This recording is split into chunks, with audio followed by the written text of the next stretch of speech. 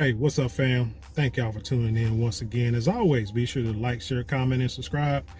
And when you do subscribe, hit the notification bell so every time I drop a video, you will be the first to know about it. Hey, I felt I had to bring this story due to the hypocrisy of it all. Shout out to Dave Chappelle, because you know this brother goes out here, do these jokes, these stories, these real life events, makes, brings humor to situations, makes a lot of people laugh. And some people don't laugh, which is, and some people don't laugh, but that's what comedy does. But then you got people who try to cancel the brother. You can't say anything about the alphabet community. They try to destroy your life, kind of like the Jewish community, but hey, if they can do it, why don't we try to do it? You feel me? But that's a whole other topic. But I wanted to bring this story because, like I said, the hypocrisy of it all, because I saw it on Yahoo, and I'm going to read through it, skim through it. But I want you guys to pay attention to how this story is presented. So the title of the article is, "How did a two-time killer get out to be charged again at 83? So number one, you got somebody who's 83 years old, still trying to kill folk. You feel me? But that's, so when I saw that title, I'm like, man, let me read about this, because 83 years old and somebody still trying to kill, that just shows me right there the prison system doesn't rehabilitate people like they try to claim. And that it's flawed, and that something has to be changed to make the prison system better. Because yes, just because somebody commit a crime doesn't mean you should just throw them all away and lock away the keys. Because it depends on circumstances, depending on the age, depending on the crime, depending on the resources that you give them to try to rehabilitate. But if you just throw them in a cell and say, hey, we'll let you out in 50 years, I mean, it's gonna come out even more hardened criminal than when they went in. So then on the Yahoo page, it has a video that kind of talks about on screen what happened. But the one thing I noticed off the rip is that there was no picture of the person who committed the crimes. Now I'm gonna look and see if I find some pictures, and if I do, I'll post it to this video. But there was no pictures in this whole article and no pictures in the video. So I'm like, that's kind of weird too. So then I started reading the article, and I'm just going to run through this real quick so I can get to the point that I'm trying to make. It's New York, yahoo.com. The person before the parole panel in June 2019 was tall and slim, in far better shape than 41 years of life may have suggested. Mild and polite, the supplicant seemed nothing like the murderer who had spent decades in prison. First for shooting a girlfriend dead in 1963, and then for stabbing another in 1985, stuffing her corpse into a bag and leaving it in Central Park. So now you say a girlfriend, okay, it's a dude. That's the first thing you think, right? It's a guy killed his girlfriend, okay. I'm no longer that person, the inmate told the parole board commissioners. Despite misgivings, they would rule in favor of release. 2.5 years after leaving Cayuga Correctional Facility, Marceline Harvey was accused again, charged with killing Susan Layden, 68. Parts of Layden's body were found in March inside a shopping cart in East New York, stuffed in a bag in Harvey's apartment. The investigators found a bloody mop, a tub full of towels, and a box for electric saw. For 7 decades leading up to her latest arrest, so now so it's not a guy, it's a female, okay. Harvey navigated the New York's intricate criminal justice bureaucracy, the country's largest police apparatus, the state's overlapping welfare agencies, its prisons, and the officials charged with deciding who remains in them. She confronted the system in some moments, manipulated in others. Behind her was a trail of crime so grisly that for decades, parole officials refused to let her out. So this heifer was like that. What was that lady in Florida, who killed, she killed all them dudes. And she was like working on them bars. Well, she was streetwalker. You know what I'm saying? Dope fiend, streetwalker. Killed a lot of guys, say at least 7, 8 guys. And it was named Eileen. He did a movie by her called Monster, I believe, something like that. But anyway, he said Harvey pleaded not guilty to the murder. Harvey's lawyers, Brooklyn Public Defender's Office declined to comment. It said Harvey couldn't be reached for comment. She declined an interview request. Talks about the work that police did for decades. She said that, trying to set her up, change the stories to her, exaggerating the stories from what they really are. It says records include several examples of her harassing or attacking women throughout her life. She was accused of attempted rape at 14. The victim was an 8-year-old girl, Harvey, who by her own account struggled with her mental health. Said she had to choke down rage when women challenged her manliness before she transitioned, making fun of her soft voice, for example. So that's when I was like, aha, okay, now I get it. It said a homeless shelter worker and people close to Layden question whether, despite her gender identity, Harvey should have been placed in a homeless shelter for women, given her history of attacking and murdering them. So that's the issue with me in this story. One, it's transgender. She, from you read on the story, I think she transitioned like a couple years ago, from a man to a woman, and then she gets out, goes to a halfway house for women. I guess gets a girlfriend and then kills her, chops her body up, puts it in the doggone me in the park somewhere, in a shopping cart somewhere. Where is the LGBT community about this? This is why you have to be careful about the fights that you choose, because the LGBT be out here trying to get all these rights, try to force you to accept what they do, who they are. It's not so much accept it, but embrace it. But something, for the most part, a lot of times, especially when it comes to like transgender, I don't know too much about just being straight homosexual. Not, can't use two words same. I guess not use both words at the same time, but not being just only homosexual, but when you're like talking transgender, and this is why everybody's really got on like Dwayne Wade and his wife, and his beard, allowing his son, not her son, his son, to try to transition over to being a girl. Because to do that, man, and I hate to say this, no, I don't hate to say this, but you got to be real. A lot of people like that will suffer, either have or will suffer somehow mentally. It may begin physically, but in the end, mentally, you can't be right, because you can say I feel like a girl, and then you let the person transition and do the surgeries and stuff. Just look at Caitlyn Jenner, Bruce Jenner, whatever the hell her name is. She came out not too long ago and said that he wished he wouldn't have got the procedure. You see what I'm saying? It's like stuff like that, man. You're talking about doing something that's irreversible when you doing a full transition. Like I said, just changing your body from what it is, what it naturally is. No matter what you like, if it ain't what it's supposed to be, man, it's going to affect you in the long run, in ways that you could not imagine. You may think, he said he had a soft voice, so people talked about him. Now, I'm just going to guess he's a big dude. But he had a soft voice and people talked about him, so he felt the best thing to do was change his gender, become something that he's not. But yet, as you can see, he hates women. And as one of the earlier paragraphs stated, he had mental issues, which is something that America does not address.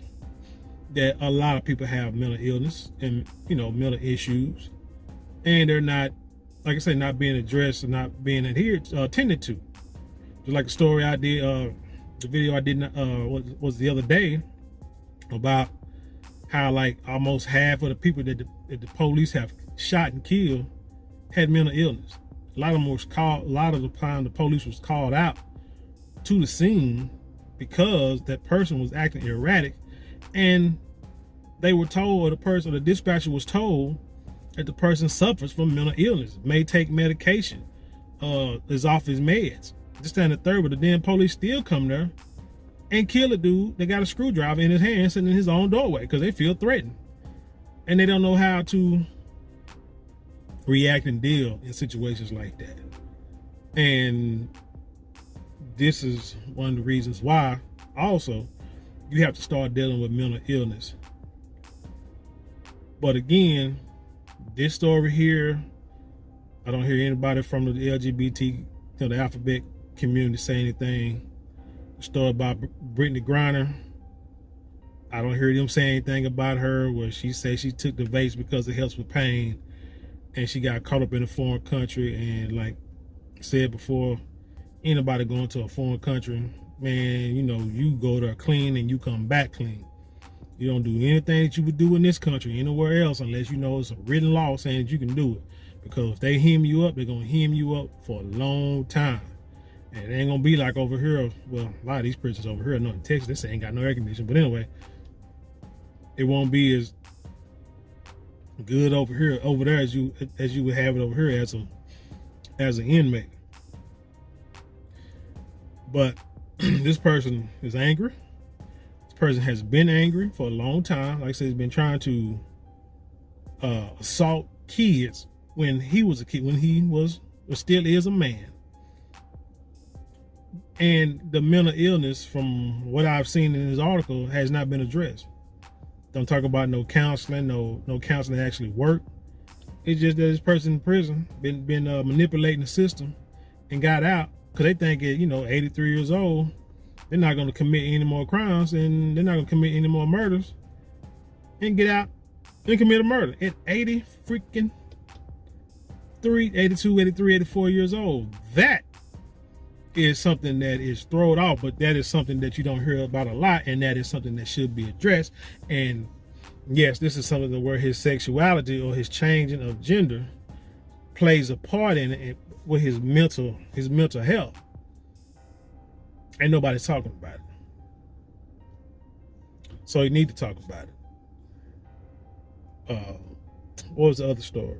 The guy who supposed to have been, changing transgender guy, got put in a women's prison and that they know of impregnated 2 women. You know what I'm saying? Lord knows how many women he just actually had sex with. But because this is what y'all want, and y'all, you want your rights and to be able to do whatever you want to do, even if it don't make a bit of sense. When really all you got to do is, if this is what y'all want to do, then just give them a separate place to be. Because you're playing with fire when you come with people's emotions, like sexual emotions. Because people gonna have needs no matter what. People gonna have wants and needs no matter what, whether if they're a boy or a girl, no matter how they dress or how they look, they got needs to be fulfilled. And you sitting here placating and going along with it because you don't want to be wrong. You don't want to be ostracized. You want to probably say that, oh, this is just a one-time thing, but all I do is take it one time. You feel me? That's it. That's all it takes is one time. This is why I believe that the scriptures, and we know what the Bible says about this, about the as we call it, anti-sex. And you probably try to say, a lot of people try to say, it's people discriminate against them. Everybody should be loved. This, that, and the third. Everybody should be respected, should be able to live their own life. And that's fine. I mean, you live the life you want to live, that's fine. But like I said, trying to make people like it, make people embrace it is the wrong thing to do. But again, the scriptures don't go really into detail of why on some things. Sometimes things got to be played. Unfortunately, things got to be played out to where you look and say, oh, now I see why it said that this here is like an abomination, or why this can cause problems. Like this, this, and not just calling out this one thing, because there's a lot of things that we do that ain't right, but I'm just talking about this one because that's what this story is about. But you wonder why people sit there saying that it ain't right, it ain't fair, people mean. But then something like this happened, and then the story talks about the mental health. And that's something that I have said and felt for a long time when it comes to this subject in this situation is these people have to have, like I say, mentally, you can't be right. It's got to be something. You got to get down to, that before you can have gastric surgery,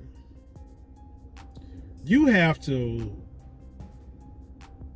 one, I don't know what order, I ain't gonna say it's in a particular order, but you have to like change your diet, either exercise or start losing weight so you can get off certain medications. You got to have you got to change your life, your lifestyle. You do got to have to go to counseling for the most part to get your mind right. You got to go through steps, and it takes months, a long time before you can get these weight loss surgeries. You know why? Because people run in there, get these lap bands, get these staples, get their stomach cut in half or whatever, and then mess around. Well, let's say the ones that get the band or the lap band or whatever, the sleeve. Go in there and they get to eating, and they start eating the same amount of crap that they've been eating, the same junk they've been eating when they was 400 pounds, trying to get down to 200. And they go, like I said, they go back to that same diet, and now they're throwing up, they're feeling sick, and because they can't hold that food down, because psychologically they're still the same person. Also, when people do lose their weight, also it's a lot of skin. Especially if you losing it too fast and it's hard. I guess it's probably pretty hard to do enough exercise to catch up with the skin, with the fat loss, to where your skin can like draw up. And it's just a lot of skin, and and people are not ready for that. They go from being big and beautiful, and body positive, and then do this weight loss surgery, and then they have a whole lot of skin, and now they need to have surgery for that, but they may not have the money for that. But with their skin just flabby, body wise, and they go into exercise, and the skin is not going anywhere, everything else is building. Psychologically, that plays a number, does a number on the person. So now they make it to where you got to go through all these steps. And I don't know if it's new, whatever, but I'm just saying you had to go. That's why you had to go through all these steps to make sure that you are physically and emotionally ready to restrict your eating habits. So tell me why I haven't heard anyone say, before you can go and get a transition, you need to go through months and months and months of psychological tests and classes. Now you can take, medication, so you can start changing your hormones over adding estrogen or adding testosterone, whichever way you're trying to go. But I don't hear the people saying, man, I went through months and years of counseling to get ready to do this, and I feel that I'm ready. I don't hear people saying that. I did hear a story right where people saying that psychologically the dude had mental health issues, but somehow still he was approved to transition, to be able to do this legally. Like I said, this world, this country, man, it's backwards. It's bad. It's got problems, and we don't address. Everybody want to do what they want to do with no consequences, but unfortunately, hey man, you gotta suffer the consequences for everything you do, good or bad. That's just how the world is. But anyway, let me get out of here, man. Tell me what y'all think about this story. Again, whatever your lifestyle is, you do that, you live that. But my thing is, don't sit there and try to act like you just holier than thou, high on the pedestal.